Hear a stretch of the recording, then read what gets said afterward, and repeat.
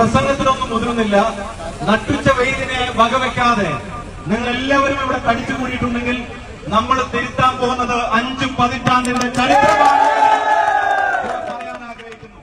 ഈ നാട് ആഗ്രഹിക്കുന്ന മാറ്റം, കേരളം ആഗ്രഹിക്കുന്ന മാറ്റം, അത് ഈ നാടിന്റെ മണ്ണിൽ നമ്മൾ സാധ്യമാക്കുമെന്ന കാര്യത്തിൽ അത് സംശയം വേണ്ട.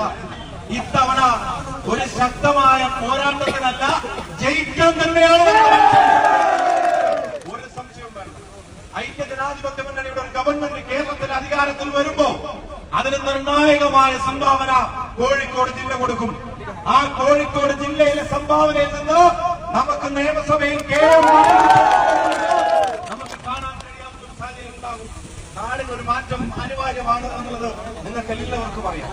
ഈ ഭരണകൂടത്തോടുള്ള വിയോജിപ്പ് അവരുടെ പാർട്ടിക്ക് തന്നെ സഹിക്കാൻ കഴിയില്ല എന്നുള്ളത് ഓരോ ദിവസത്തെ പ്രതികരണങ്ങളിലൂടെ നമ്മൾ മനസ്സിലാക്കുന്നുണ്ട്. അതുകൊണ്ട് ഒരു യുവസാരഥി ഈ നാദാപുരത്തിന്റെ മണ്ണിൽ UDFന്റെ കണ്ണിലുണ്ണിയായി ഇവിടെ കടന്നു വന്നിരിക്കുക. ഇനി ജനങ്ങളുടെ കണ്ണിലുണ്ണിയായി മാറും. യുവജന രാഷ്ട്രീയ രംഗത്ത്, സംഘടനാ രാഷ്ട്രീയ രംഗത്ത്, വിദ്യാർത്ഥി രാഷ്ട്രീയ രംഗത്ത് ഒരു കാര്യം ഞാൻ തെളിച്ചു പറയാം. ഇതുപോലെ കഠിനാധ്വാനം ചെയ്യുന്ന ഒരു ചെറുപ്പക്കാരൻ, ഇതുപോലെ ക്രൂരമായ മർദ്ദനങ്ങൾക്കിരയായിട്ട് വന്നിട്ടുള്ള ഒരു ചെറുപ്പക്കാരൻ, പോലീസിന്റെ കണ്ണിന്റെ മുമ്പിൽ വരട്ട് തിരുവനന്തപുരത്തിന്റെ തെരുവുകളിൽ പോലീസിന്റെ ധിക്കാരവും അഹങ്കാരവും ഈ ശരീരത്തിൽ ലാത്തുകൾ ആഞ്ഞാഞ്ഞ് വീശിയപ്പോഴും ഇഷ്ടപ്പെട്ട പ്രസ്ഥാനത്തിന്റെയും മുന്നണിയുടെയും അടിയുറച്ച പ്രവർത്തകനായി ഈ നാട്ടിലെ ചെറുപ്പക്കാരുടെ ധീരമായ പോരാട്ടത്തിന്റെ പ്രതീകമായി നമുക്ക് ഒപ്പം നിർത്താവുന്ന ഒരു ചെറുപ്പക്കാരൻ.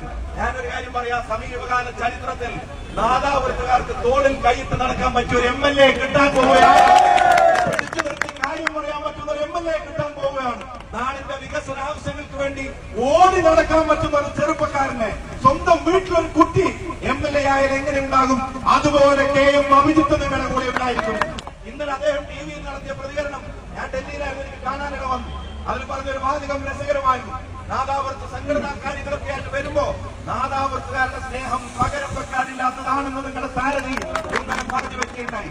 അതിലെ രണ്ടാമത്തെ വാചകം അത് അതിനേക്കാളും ഇഷ്ടപ്പെട്ടു. നാദാപുരത്തുകാർക്ക് ചങ്ക് മറിച്ചു കൂടെ നിൽക്കുമെന്നുള്ളത്. നാടിന്റെ വികസന കാര്യങ്ങൾക്ക് ജാതിക്കും മതത്തിനും അധീനമായി ഈ ജനതയെ ചേർത്ത് പിടിച്ച് ഒരു പുതിയ നാദാപുരം തീർക്കാൻ KM അഭിജിത്ത് നമുക്കൊപ്പം ഉണ്ടാകും.